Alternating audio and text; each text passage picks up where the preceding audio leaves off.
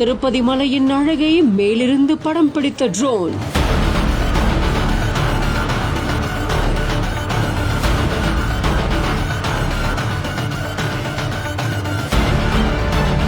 உத்தரவை மீறி செயல்பட்ட நபரால் பெரும் பரபரப்பு.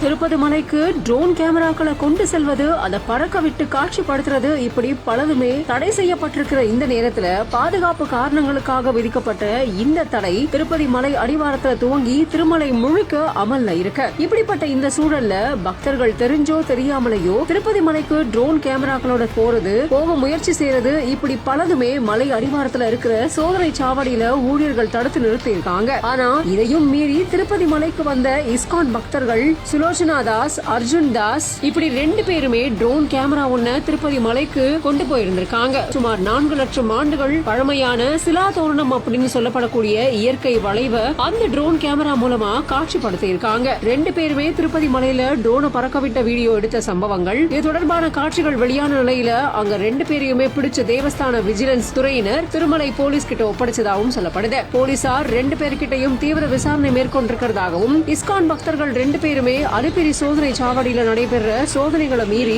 ட்ரோன் கேமராவோட திருப்பதி மலைக்கு போனது எப்படி அப்படிங்கிற கேள்வி எழுப்பப்பட்டதுனால பெரும் பரபரப்பு நிலவி இருக்கு. சம்மர் வந்தாச்சு. What's your plan for this holiday? எங்க கிட்ட விட்டுருங்க, நாங்க பாத்துக்கிறோம். GT Holidays.